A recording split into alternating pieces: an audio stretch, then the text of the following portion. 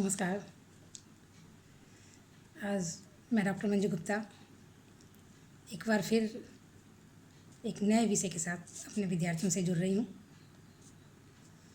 आज का विषय है गीता में भक्ति योग। पिछले दिनों हमने गीता में ज्ञान योग और कर्म योग की चर्चा हम लोगों ने की थी और आज एक भक्ति योग बचा हुआ था, उसे आज हम लोग देखते हैं, सुनते हैं और समझते हैं। भक्ति योग दरअसल मनुष्य के संवेगात्मक जो पक्ष होता है, पहलू होता है, उसको ये पुष्ट करता है। हम लोग जान रहे हैं कि मानव मन की 3 अवस्थाएं होती हैं, जो ज्ञानात्मक अवस्था, संवेगात्मक अवस्था और क्रियात्मक अवस्था जो होती है। तो ये हमारे भावनात्मक अवस्था को या संवेगात्मक अवस्था को हमको ये पुष्ट करती है, उससे संबंधित रहता है। भक्ति ज्ञान जो है वह और कर्म से यह भिन्न है। भक्ति शब्द भज शब्द से बना है, भज धातु से बना है, जिसका अर्थ होता है ईश्वर सेवा या ईश्वर की आराधना करना, उनकी सेवा में निरत रहना या रमना, कुछ भी कह सकते हैं। इसलिए भक्ति का अर्थ हो जाता है अपने से अपने को ईश्वर के प्रति पूर्ण रूप से समर्पण कर देना। भक्ति मार्ग का उपनिषद में जो अर्थ उपासना से हम लोग लगाते हैं, वही लगभग अर्थ यहाँ पे गीता में भक्ति योग से लिया गया है। और दरअसल यह उपनिषद के शब्द, उपनिषद से ही यह निकला हुआ है। उपनिषद के उपासना से ही दरअसल ये प्रस्फुटित हुआ है, यह निकला आया है।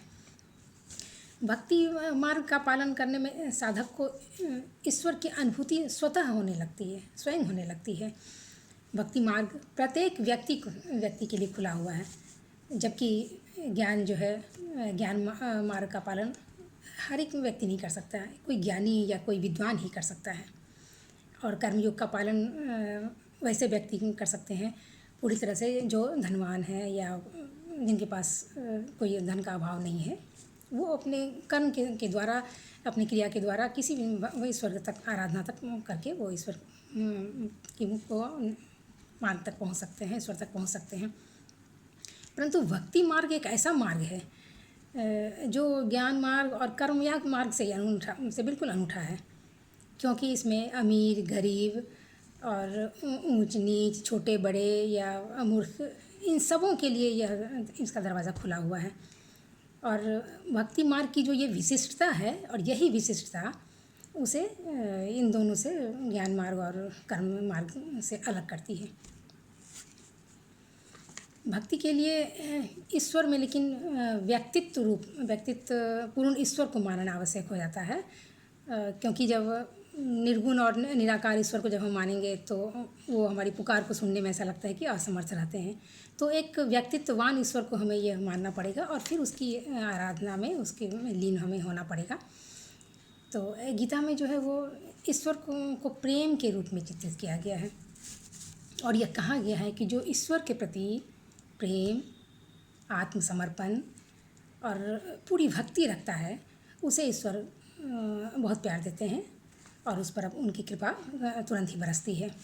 जो भी भक्त शुद्ध मन से ईश्वर को, अपने आप को अर्पण कर देता है, उसे ईश्वर क्या करते हैं, उसे ईश्वर तुरंत स्वीकार कर लेते हैं। और गीता में भगवान ने स्वयं ही एक बार कहा है कि पुष्प, धूप, जल आदि से जो कोई भक्त मुझे प्रेम से जो कुछ भी मुझे अर्पण करता है, मैं उन सबों का अर्पण किया हुआ बड़े प्रेम से मैं स्वीकार करता हूँ, बड़े प्रेम से मैं उसे ग्रहण करता हूँ। तो ईश्वर के भक्त का कह रहे हैं भगवान कि ईश्वर के भक्त का कभी भी अंत नहीं होता है। और भक्ति के द्वारा जो व्यक्ति या जिसकी जीवात्मा जो है अपने बुरे कर्मों का जो फल उनको मिलना होता है, वो फल भी कभी, वो बुरे कर्मों के फल का नाश हो जाता है। और क्योंकि वो स्वयं कहते हैं कि भक्त जो है वो मेरे भक्त मेरे प्रेम के पात्र होते हैं, और जो पूर्ण श्रद्धा से, पूरी भक्ति भाव से जो मेरी आराधना करते हैं, जो मुझे अर्पण करते हैं, मैं उनका अर्पण किया हुआ स्वीकार करता हूँ और अपने भक्तों पर उनकी कृपा बरसती रहती है, उनकी कृपा वहाँ बनती है। तो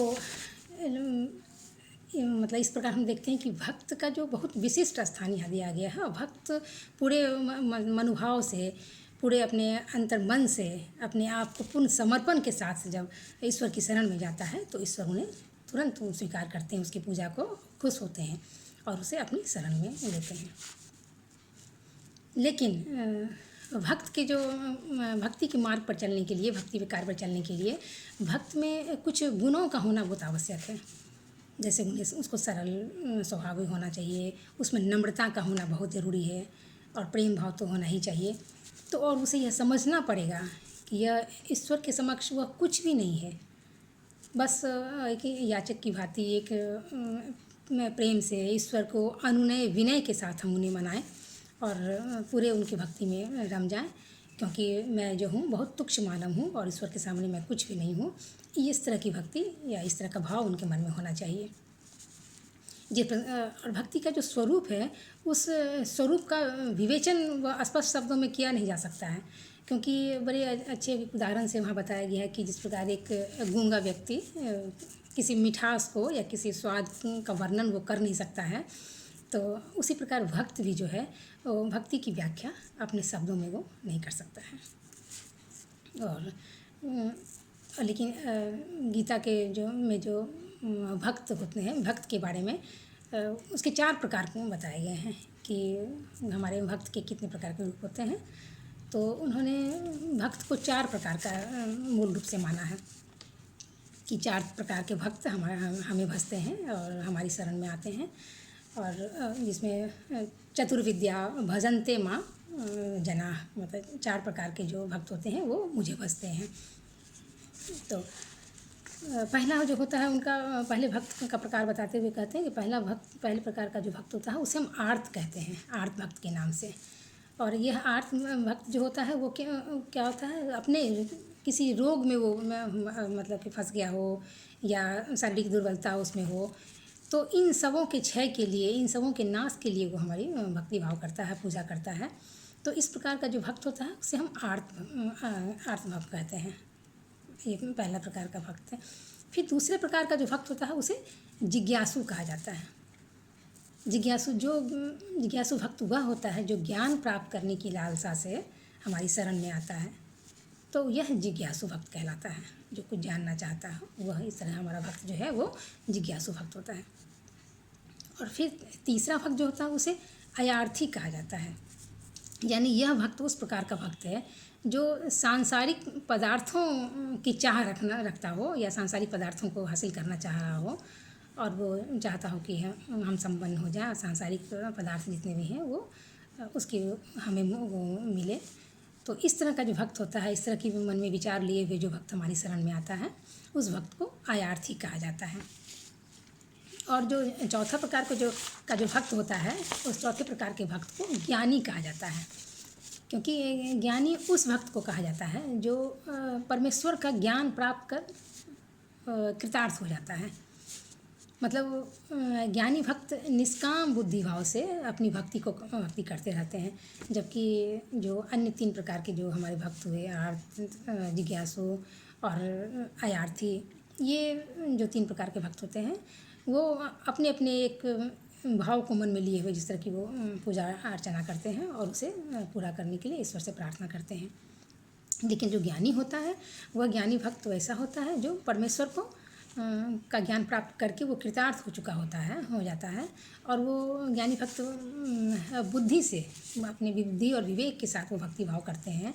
जबकि 3 अन्य प्रकार के जो भक्त हैं वो समर्थ बुद्धि या सक्षम बुद्धि से वो भक्ति अपनी अपनी जैसी सक्षम बुद्धि से वो भक्ति करते हैं। इस प्रकार ये 4 प्रकार के भक्तों के रूप को हम विवेचन हमको मिलता है, बताए गए हैं। और फिर गीता में बार बार ज्ञानी भक्त की परिभाषा बताई गई है, और चर्चा करते हुए ज्ञानी जो भक्त होते हैं उसके बारे में भगवान हमेशा कहते हैं, और वो कहते हैं कि वह भक्तों की श्रेणी में जो है ज्ञानी भक्त, जो चौथा प्रकार का जो भक्त है वो हमारा श्रेष्ठ भक्त होता है वो, क्योंकि और उन्होंने स्वयं ही कहा है कि ज्ञानी विशिष्ट यते, यानी जो ज्ञानी भक्त है वह इन चारों प्रकार के भक्तों में श्रेष्ठ हमारा भक्त होता है।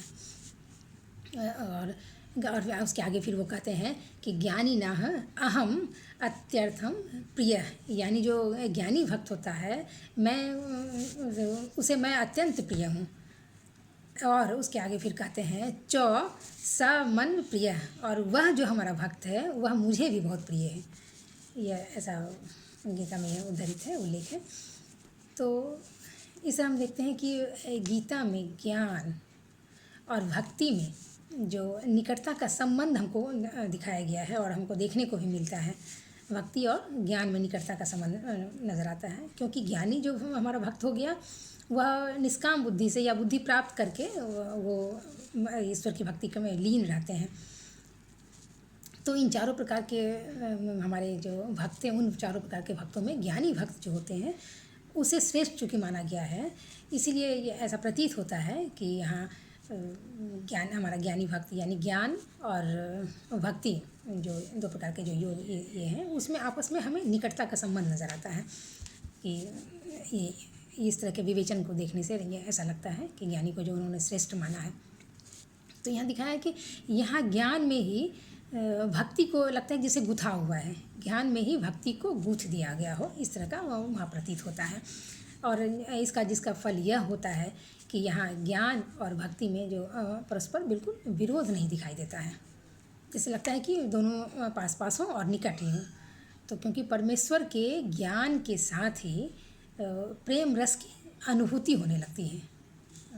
मतलब कि एक शिष्य उसके शिष्य को या जो उसके भक्त होते हैं उन्हें क्या होता है, उन्हें ज्ञान और भक्ति में चूँकि परस्पर विरोध नहीं लगता, तो लगता है कि परमेश्वर का ज्ञान के साथ साथ जैसे ही उसे ज्ञान होने लगता है, परमेश्वर का भान होने लगता है, तो ऐसा लगता है कि उसमें प्रेम रस की एक अनुभूति उसे होने लगती है।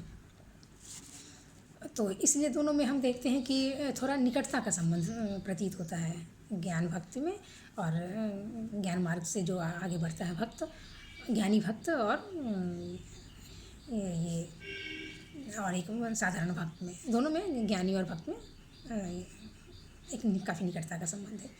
तो भक्ति के लिए श्रद्धा का रहना नितांत आवश्यक है। आगे वो कहते हैं कि भक्ति भाव के लिए श्रद्धा, हमारा जो मन में श्रद्धा का भाव होना, ईश्वर के प्रति श्रद्धा का भाव होना बहुत ही आवश्यक प्रतीत होता है। जब तक ईश्वर की आराधना भक्ति से की जाती है तब तक मन जो है हमारा क्या होता है, शुद्धता का हमारे मन में विकास होते रहता है, और ईश्वर के प्रति हमारे मन में भी चैतन्य का, ये चेतना का जो भाव जगता है, और चैतन्य का ज्ञान हमें प्राप्त होता है। तो इसलिए एक भक्त के लिए यह आवश्यक है, नितांत आवश्यक है कि वो मन में श्रद्धा भाव और अर्पण भाव को हमेशा साथ में रखें, और तब श्रद्धा भक्ति में ईश्वर की पूजना में, अर्चना में और अपने को अर्पण को करें। तो ईश्वर की पूजा को तुरंत ही ग्राह्य स्वीकार करते हैं और वो अपने भक्त पर प्रसन्न होते हैं।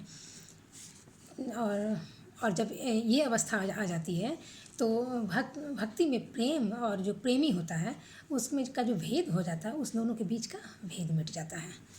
तो और यहाँ दोनों भक्त और भगवान में एक का संबंध हो जाता है, यानी दोनों आपस में मिल जाते हैं।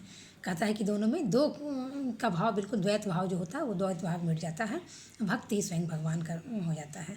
ऐसा वहाँ पे हमको देखने को मिलता है, क्योंकि दोनों भक्ति से वो भगवान में ऐक्य हो जाता है।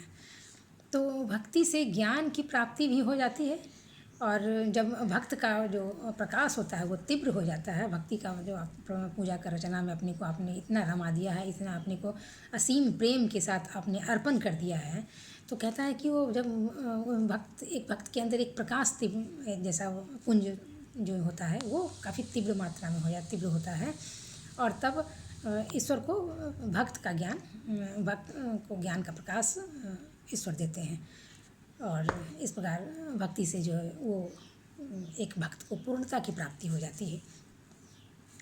तो ये भक्त का बहुत ही विस्तृत और एक बहुत ही बृहत रूप वहाँ दिखाया गया है कि, और यही जो भक्ति भाव है या भक्ति योग जो है, इसे ज्ञान और कर्म के से ज़्यादा श्रेष्ठ इसलिए मान लिया गया है क्योंकि यह सबों के लिए व्यक्ति, कोई भी व्यक्ति, हर व्यक्ति श्रद्धा से वहाँ तक अपने आप को अर्पण कर कर ईश्वर की तन मन से सेवा करके, पूजा करके ये अपने भगवान को, अपने ईश्वर को वो खुश कर सकता है और सब कुछ अर्पण कर सकता है।